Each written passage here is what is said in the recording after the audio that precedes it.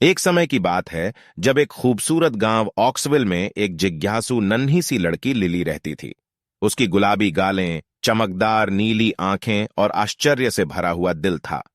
हर सुबह वह जादुई जंगल में विचरण करती थी, जो बातचीत करने वाले जानवरों और गुप्त गलियारों से भरा हुआ था। एक धूप वाले दिन जब लिली जंगल के अंदर गहराई में भटक रही थी, उसने एक छिपे हुए मैदान में पहुंचा। मध्य में एक विशाल प्राचीन बरगद के पेड़ खड़ा था, जिसे किसी किंवर्तमान शक्ति से युक्त माना जाता था।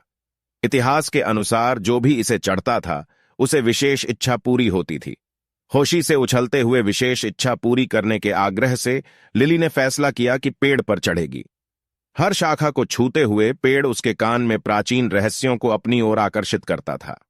अंततः वह शीशा तक पहुंची और अपनी आंखें बंद करके अपनी इच्छा को सोचने लगी।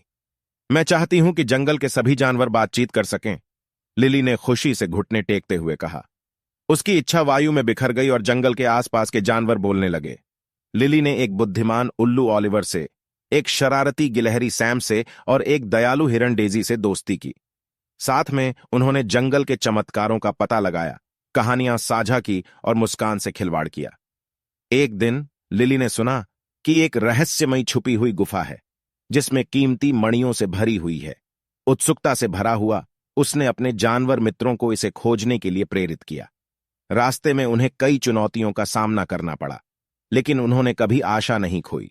गुफा के अंदर उन्होंने न केवल मणियों को पाया, बल्कि एक भूली हुई खजानी नक्शा भी खोजा, जो जंगल से परे एक छिपी हुई राजधानी के दिशा निर्देश देने वाला था।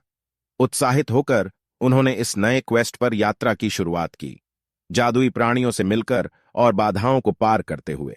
जैसे ही वे राजधानी पहुंचे, उन्होंने देखा कि वह एक शांतिपूर्ण सिबियां जड़ी थीं, जिस पर आबाद ज़बां ने चिराग रख दिया था।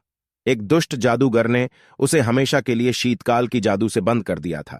वह जादूगरनी जानवरों के गर्माहट और खुशियों से घबरा गई थी।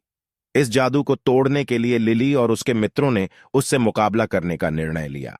बहादुरी और साथ मिलकर उन्होंने राजधानी को घेरे वाले बर्फीले दीवारों को पिघलाया, उस जादू का असर खत्म किया। राजधानी खिलकर एक जीवंत, रंगीन स्वर्ग बन गई और जादूगरनी ने अपने किए गए कार्य पर पछतावा किया। लिली की दया से चित्त, जादूगरनी ने अपने किए गए कार्य के लिए क्षमा मांगी और उसके साथ मित्र बन गई। साथ मिलकर उन्होंने राजधानी को एक बार फिर से सजाया और उसके निवासियों के साथ अपनी कहानियों को साझा किया। उनके वीरता की खबर दूसरे गांवों तक पहुंची और जल्द ही पड़ोसी गांवों के बच्चे उनकी कहानियों को सुनने के लिए उनके पास आने लगे। लिली एक प्रिय कहानीकार बन गई, जो अपने कहानियों से आश्चर्य का रंग सबके दिलों में घुसा देती थी, और ऑक्सविल हर किसी के लिए जादू का स्थान बन गया। सालेखन के बाद लिली और उसके मित्र अपनी खोज में जारी रहे, जंगल और उसके प्राणियों से प्रेम साझा करते हुए।